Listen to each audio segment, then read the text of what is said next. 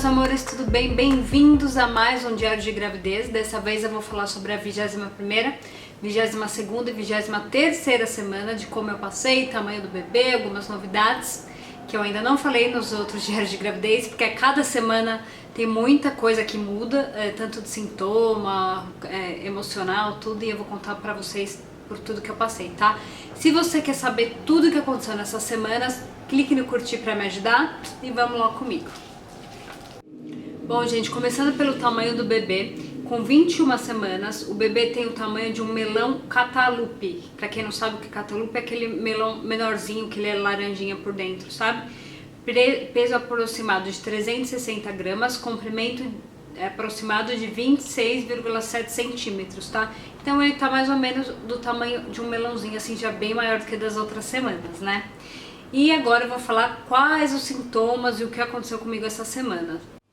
Bom, gente, na 21ª semana eu fiz o segundo ultrassom morfológico e eu, como sou uma pessoa pouco ansiosa, no primeiro dia que eu completei 21 semanas, meu exame já estava marcado, porque esse exame morfológico só pode ser feito a partir da 21ª semana de gestação, tá? Senão pode dar algumas alterações falsas, então eles indicam a partir, tem um prazo de 21 semanas, agora eu não lembro qual que é a semana final que pode fazer, só pode fazer dentro desse período. E no meu ultrassom morfológico, a Bia já estava com 408 gramas, gordinha, né? Já estava acima da média lá de peso, pouca coisa, mas estava com 22 centímetros. E assim, gente, ela tá dentro do padrão, pelo que o médico falou, nem abaixo, nem acima, bem na média, graças a Deus, e tava tudo certinho no morfológico. É um exame que a gente também fica tensa, não só no primeiro morfológico, mas no segundo também. Eu tô com o exame aqui, ó, pra mostrar pra vocês algumas imagens de como é esse exame para quem ainda não sabe.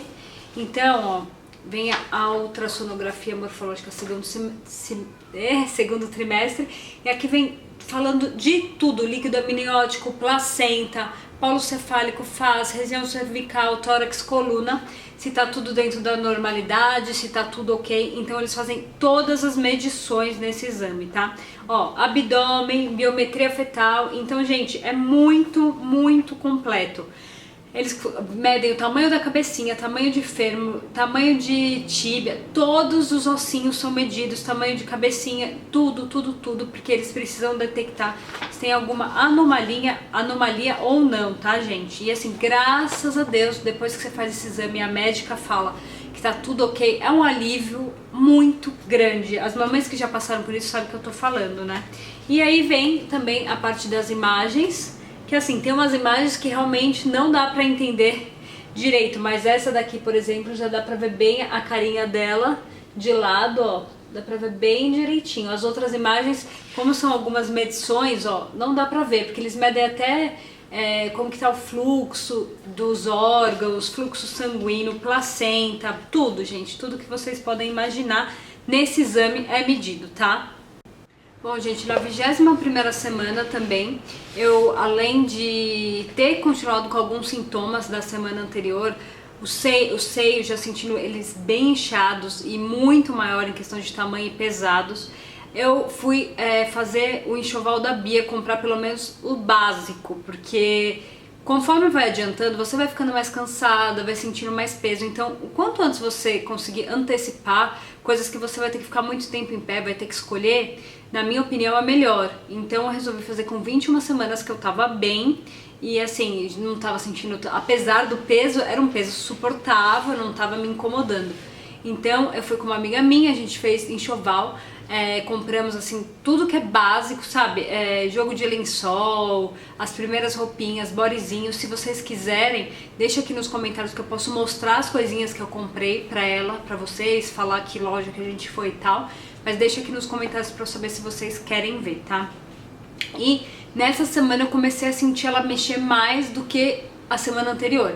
Não digo que ela mexeu o dia inteiro, mas mais vezes. Antes eu sentia uma vez ou outra por dia. Depois da 21ª semana dá a impressão que ela mexe mais vezes, entendeu? Não é o dia inteiro, pelo menos pra mim.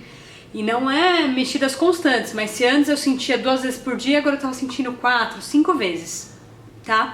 E outra coisa que eu comecei a fazer também, na verdade acho que foi até não lembro se foi nessa semana ou uma semana antes, comecei a usar essas conchas para os seios. Para quem não sabe o que é isso, geralmente as meninas que não tem muito bico ou o bico ele é invertido, porque tem gente que não tem bico nenhum, tem gente que tem pouquinho e tem gente que tem bico invertido.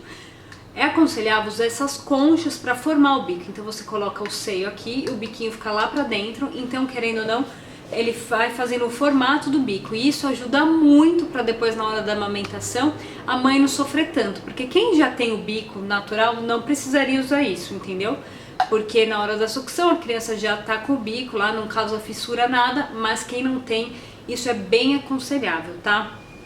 Meu médico falou que eu poderia usar a partir dessa semana, 21ª, então eu comecei a usar. A princípio eu tava usando várias horas por dia, só que aí uma amiga minha comentou que o ideal seria 1 hora por dia para não estimular demais. E aí eu tô nessa dúvida. Na verdade eu ainda não perguntei pro meu médico se realmente é 1 hora só, se pode ficar mais de 1 hora. Mas por via das dúvidas eu tô usando 1 hora por dia, tá? Essas conchinhas você põe dentro do sutiã e depois de 1 hora você tira, tá? Não dói, não acontece nada. Você só vai estimular o bico aí um pouquinho mais pra fora.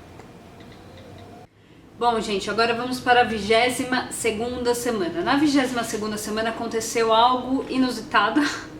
Eu não sei se eu já falei isso em algum outro vídeo de gravidez, mas eu comecei a ter insônia. E aí eu fui perceber o motivo da minha insônia, o que acontecia. Eu comecei a ter fome de madrugada. Quem merece ter fome de madrugada? Então eu acordava com muita dor de estômago e não conseguia mais dormir. Aí eu falei assim, pelo amor de Deus, eu preciso mudar isso. Ficar sem dormir, com dor de estômago, ninguém merece. Então eu comecei a fazer o quê? Eu comecei a jantar ou comer alguma coisa mais tarde do que do meu costume. Então se eu jantasse 7h30, 8 horas, quando era umas 10 e pouco, eu fazia um lanchinho, comia uma fruta, comia qualquer coisa que me desse mais saciedade. Pra eu ficar a noite inteira sem sentir fome, não acordar por causa de fome, nem ter dor de estômago de fome. E aí, como diz meu marido, é a última mamada, né? Igual com o bebê, que você dá uma mamada mais tarde pra ele dormir mais à noite, né? Mais tempo. E isso pra mim resolveu. Então eu acabei com a minha insônia tendo isso. Eu descobri que eu estava com insônia, tentei desvendar. O motivo era a fome, então, pra não ter que acordar de madrugada, eu comecei a comer até um pouco mais tarde, tá?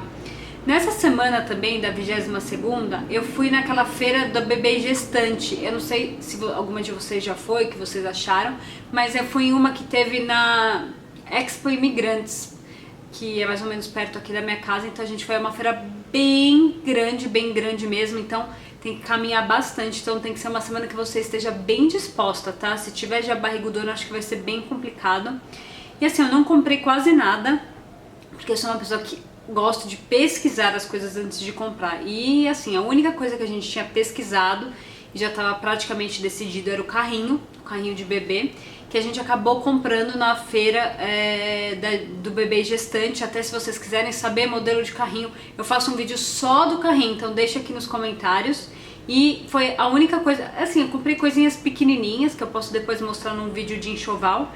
Mas o principal foi o carrinho de bebê, que é um dos itens mais caros. Então a gente acabou comprando o carrinho, o bebê conforto e o Moisés. Depois eu explico o porquê do Moisés, tá? E foi basicamente isso na 22ª semana. Bom, agora 23ª semana, eu comecei a mudar bastante, já senti bastante o peso da barriga, coisa que eu não estava sentindo muito até a 22ª, até que eu fui na feira, fui fazer enxoval e estava super bem, demorava bastante para cansar. E comecei a sentir cansaço e uma preguiça, a preguiça começou a voltar. Mas nada absurdo, mas eu já senti diferença em relação à outra semana, principalmente com o peso da barriga e dos seios, tá? Na 23ª semana eu também tomei a vacina do H1N1. Eu tava bem assim, não querendo tomar, porque eu tenho medo de injeção. Acho que eu já falei isso em algum outro vídeo, mas eu tenho pavor de injeção. Mas assim, aí eu conversei com o meu médico, ele falou que era bom tomar. Conversei com uma amiga minha que é pediatra, ela também falou, ela também tá grávida, também já tinha tomado, então eu acabei decidindo tomar. E assim, doeu menos do que eu esperava, tá?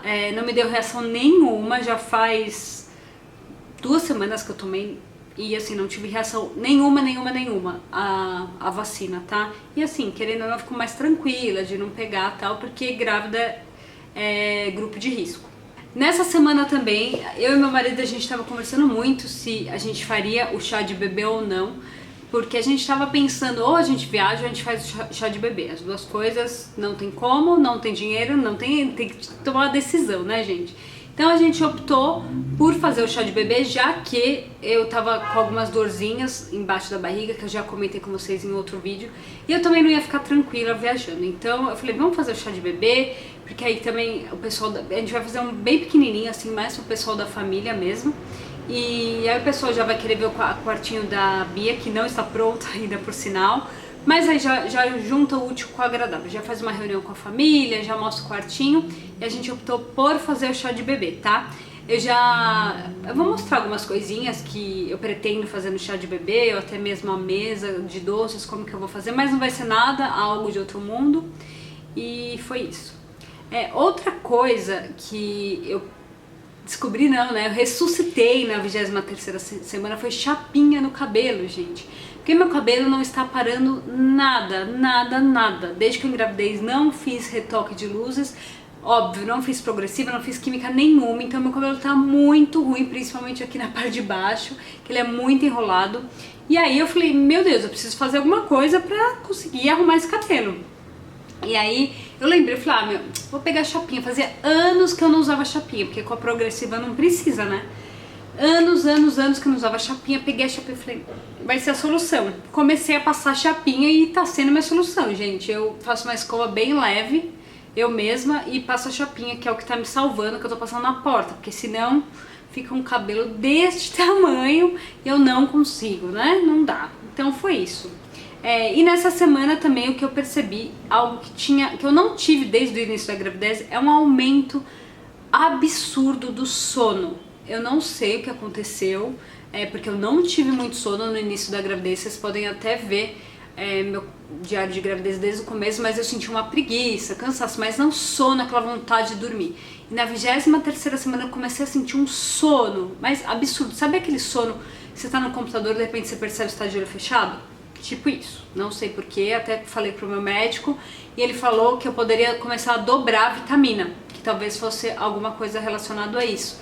Então, que eu poderia aumentar, em vez de tomar um comprimido por dia da materna, né, que é a que eu tomo, tomaria 2. Mas por enquanto eu preferi esperar, porque foram só alguns dias que eu fiquei com esse sono absurdo e já tá passando. Bom, gente, esses foram os sintomas das 3 semanas que eu comentei com vocês. Eu espero que vocês tenham gostado. Deixa aqui nos comentários o que vocês estão sentindo, ou se já sentiram alguns desses sintomas, que eu adoro saber tudo de vocês. E é isso, um beijo, até o próximo.